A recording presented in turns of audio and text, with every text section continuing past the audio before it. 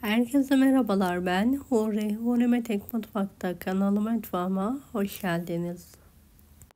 Sadece ince oklavaya sarın ve büzün.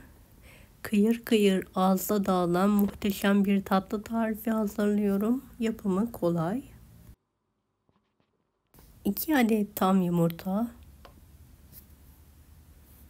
1 fiske tuz, 1 çay bardağı sıvı yağ, 1 çay bardağı yoğurt,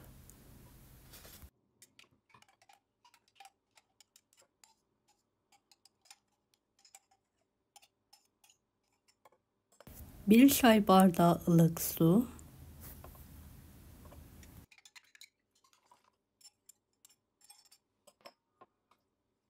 1 paket kabartma tozu,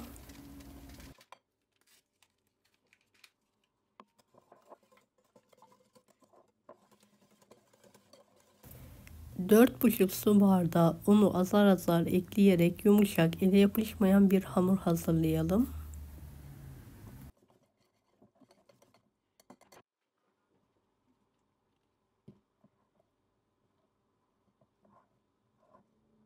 Beni hangi ülkeden veya şehirden izliyorsunuz merak ediyorum. Yoruma yazarsanız sevinirim.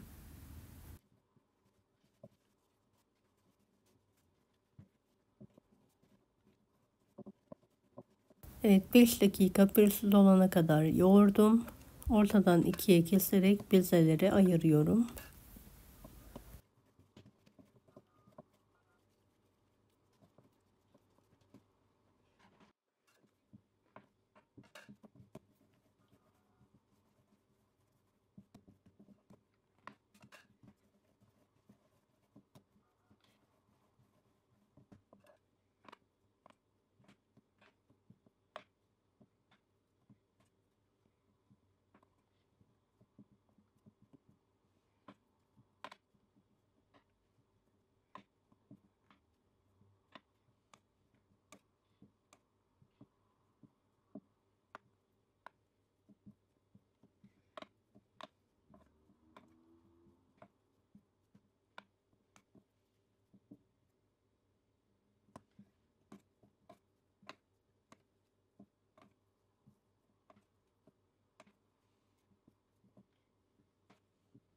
...24 eşit bezeye kestim ve yuvarlıyorum.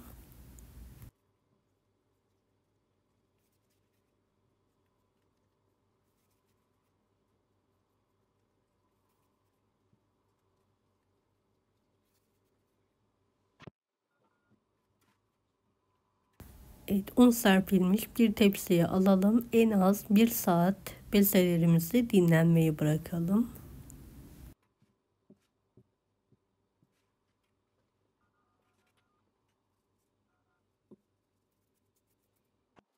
Şöyle iri kırım ceviz çektim. Bir kase dolusu yeterli olacaktır. Açmak için un ve nişasta karışımı kullanıyorum. Oklava yardımıyla bezeleri açabildiğimiz büyüklükte açalım.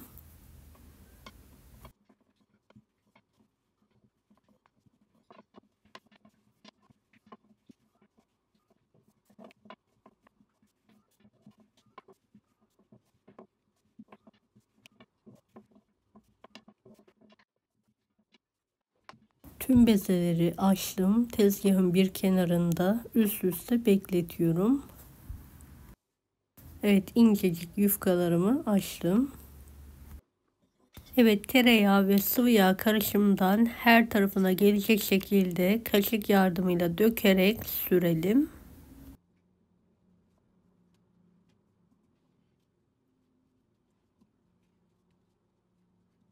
Yufkanın kenarlarını keserek ortada buluşturalım. Bir kare haline getirelim.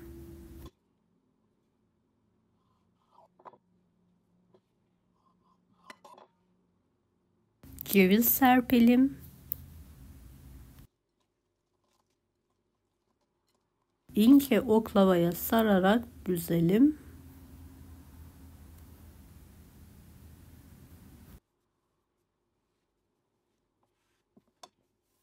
Aynı yöntemle hazırlamaya devam edelim.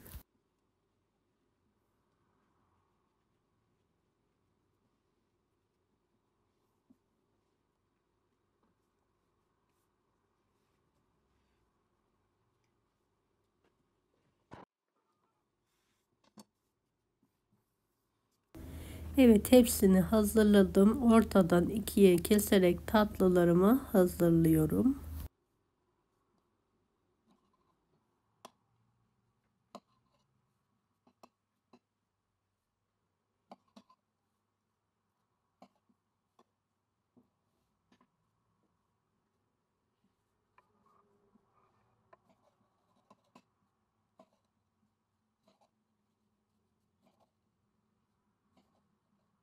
Fırın tepsisini aralıklı olacak şekilde dizelim.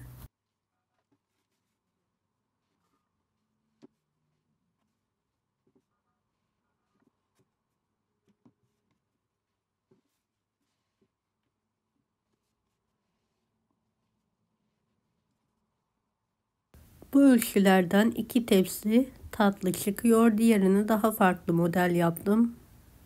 Açıklama kısmına linkini bırakıyorum. Oradan ulaşabilirsiniz.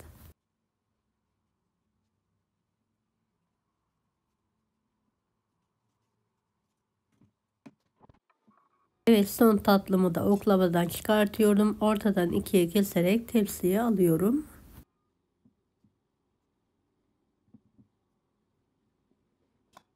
Üzerlerine kalan sıvı yağlı tereyağını her tarafına gelecek şekilde dökerek sürüyorum.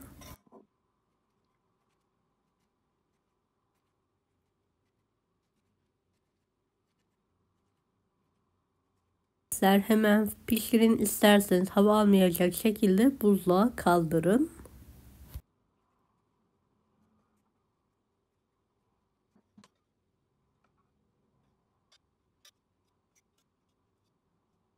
Buzluktan çıkardım, buzluğumu çözdürdüm ve artık pişirmeye hazır.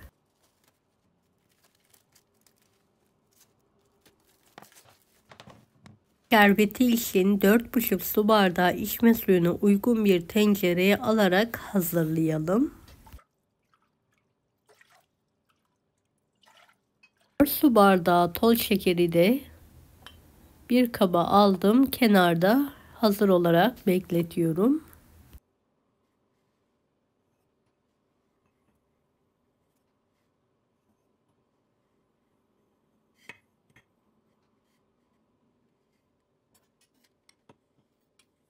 Tatlımızı önceden ısınmış 170 dereceli alt üst fırının alt rafına alalım. Üzerine bir tepsi kapatalım. Tepsiyle 1 saat pişirmeye bırakalım. 10 dakika sonra dereceyi 165 dereceye düşürelim. Şerbetimizi 45 dakika sonra ocak üzerine alıyorum. Kaynayan sıcak suya şekerimizi atarak eriyene kadar karıştıralım. 2-3 damla limon suyu sıkalım. Kaynamaya bırakalım. Kaynamaya başlayınca dakika tutalım. 25-30 dakika kıvamlı bir şerbet hazırlayalım.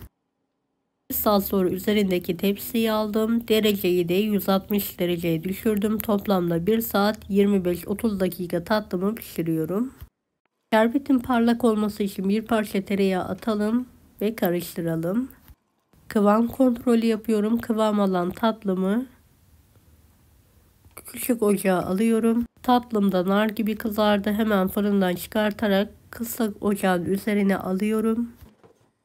Sıcak tatlıya sıcak şerbetimi gezdiriyorum. Evet, şerbeti yavaş yavaş dökerek gezdirelim.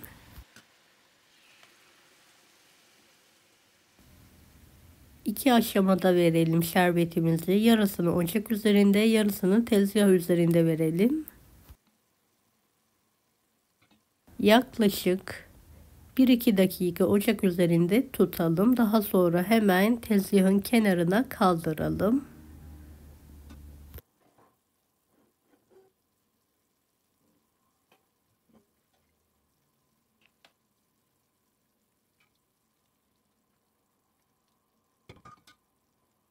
Kalan yarısını da verelim. Daha sonra 1 saat kendi halinde soğumaya bırakalım.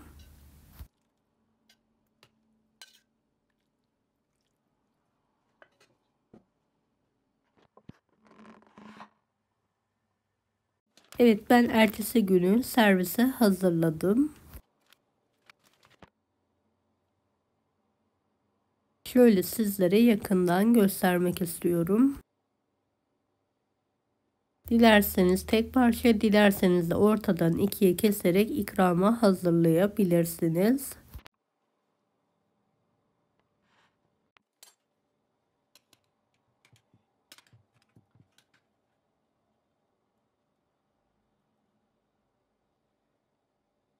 Çıtır çıtır tatlılarım yemeye hazır.